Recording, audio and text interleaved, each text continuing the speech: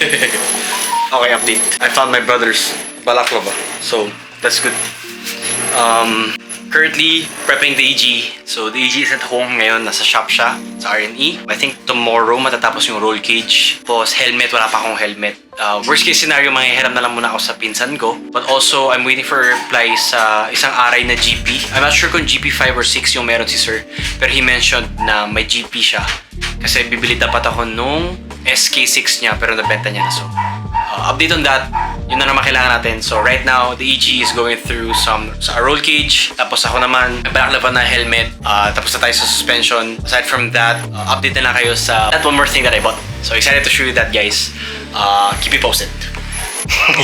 Update. Nahiram muna ako ng helmet. Shoutout kay Kuya Angelo. Salamat. Ito yung GP6S niya. Sakto-sakto fit na fit sa akin. Save kami na head size. It looks really good. Okay, update. Sa shop tayo ngayon sa R&E. Pinagrinder na nila ko yung roll cage. Pakita ko sa inyo.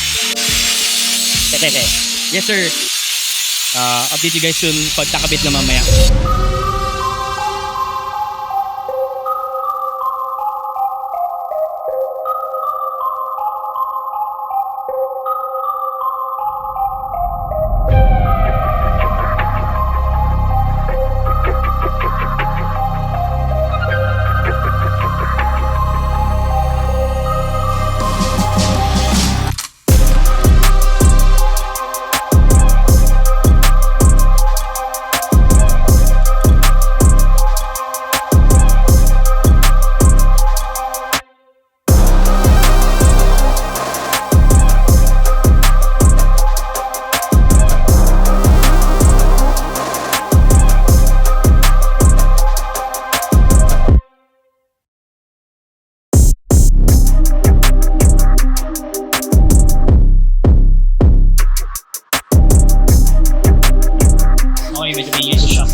Patapos na, pinagrinder na lang nila, polishing yung roll cage. You've probably seen the B-roll. Very exciting, can't wait to see how it fits in the car. They really did a great job. Siyempre dito sa R&E, quality naman talaga yung magawa nila. So excited to see how it turns out. Definitely will show you guys when I get home. Okay, time check. It's currently 5:45. Patapos na yung EG. You've probably seen so many videos. Talagang ang dami nilang gumagawa. Apat na sila ko yung gumagawa na to, so para matapos lang itong trabaho sa R&E. Pero yan, last few touches, tightening na lang, checking lahat ng bolts, gano'n. So, almost gonna drive it again home.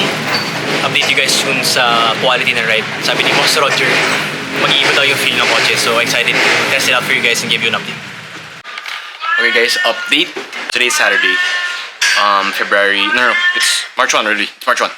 March 1, Saturday. One more day to the track day. I'm gonna end up washing the car. Was just cleaning up the insides. Kakakabit lang nung roll cage. That was the day yesterday. But I haven't cleaned up the inside. So car wash tayo muna ngayon. Let's get the car clean. Vacuum ko yung loob kasi ang daming shavings ng bakal. Vacuum tayo sa loob para malinis naman on time. Let's go. Update. Papahinga muna ako. Well, pinapahinga ko rin yung... Saan ba? Yung vacuum. Kasi ang cute lang ng vacuum. Tapos na mag-car wash sa labas. Well, of course, yun na may car wash sa labas. Just finished the car wash. Inaano ko na lang yung interior. Binabacuum ko na lang interior. Then, magkakabit lang ako ng mga stickers. Tapos afterwards, papahinga na muna ako ulit. We'll reveal the clean interior later on. After matapos, let's shoot some B-roll. Excited for the track day tomorrow. A lot of people dami ko nakilala recently and I'm excited to get in track with amazing people who are great and kind. So excited to learn the track and get into this world of motorsports officially. So we're gonna debut tomorrow the EG and I'm more than excited. I'm praying for a safe travel tomorrow, a disciplined travel tomorrow. Not stressing the engine out, just really getting point A to point B the safest way possible. We'll update you guys later on what the plans and the ideas are. Just gonna be finishing up, cleaning up the interior. Pinapapahinga ko lang yung vacuum kasi maliit lang yung vacuum ko. Update soon. Look at this fitment though. Look at this fitment. Look at this Look at it. Oh! Montage. Sheesh!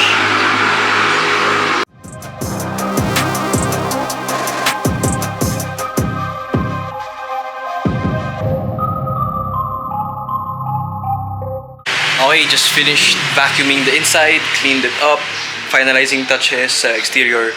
Tapos nagkabit ako ng mga bagong stickers na gusto kong kinabit ngayon. So, let's throw a little montage. Oh my god, sobrang kalat yung everything. Pyesa ng mga EG yan dyan, lahat nakakalat. So, I'll throw a little B-roll montage to show you guys the new stickers that I have put on the EG.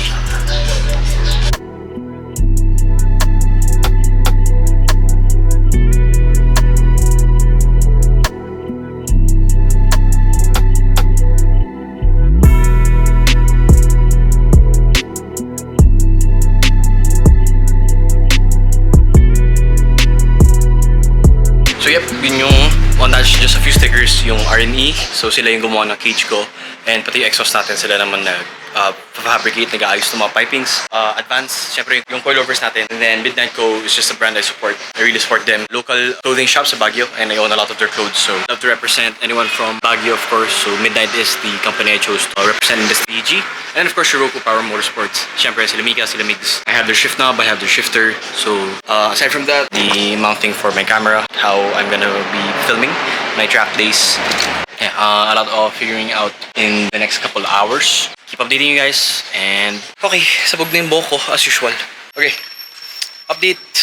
I fixed my harness, finalized yung positioning niya dun sa likod. That's done. Found a way to mount my extinguisher. We have fire extinguisher, which is good. And now that we have a roll cage, I'm figuring out how to mount this camera. So, kinuha ko ulit yung cage. Kinuha ko ulit yung cage. Tapos, I'm just trying to see the better angle to mount the cam. So, update you. Let's see how this goes. I really want to get a really good angle. So, let's go. Okay, so hey guys, welcome back. Well, not really welcome back. This is the end of the video. So, thank you guys for watching the end of this video. And actually, this is the final part of the race series. So, this was back March 2. It is now April 1. So, April Fools. So, thank you guys for watching. That was basically the final preparations that I had to do before the track day. So that was the roll cage, and then just cleaning up the aftermath of the roll cage, putting up some new stickers, supposedly having a new wheel set, but that's the next vlog, which is very exciting because that's almost present day. I got that like mid-March, so that's gonna be the current state of the EG. In the upcoming vlogs after the new wheel set, it's gonna be EG at the current state and condition right now. Then also some extra stuff. Actually, this channel isn't only about cars, so maybe some lifestyle here and there. And I like making drinks, non-alcoholic drinks. Pause. Then maybe some gym days. Also just going out with friends, hang out with friends. Some local traveling maybe. I'll probably include that as well here in the channel, just to, you know, fill up the content for you guys. Also, in the background, I did get a new helmet, but I'll include that in the. I might actually include that in the wheel set vlog because I technically got that at the same time.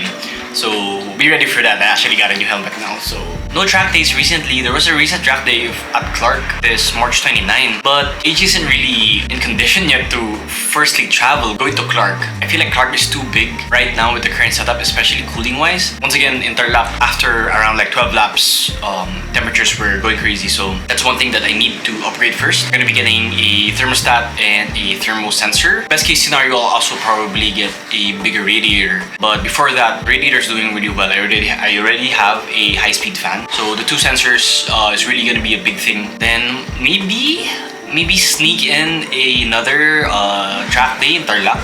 Just, you know, put in some time, get the experience up again. And of course, testing out the new wheel set and new tires. So that's very exciting. Stay tuned. Once again, next vlog is gonna be the new wheel set and everything else moving after that. Actually, right now, I'm on the process of prepping the interior. Oh, right. I do have new parts. So that's gonna be the next vlog actually after the wheel set.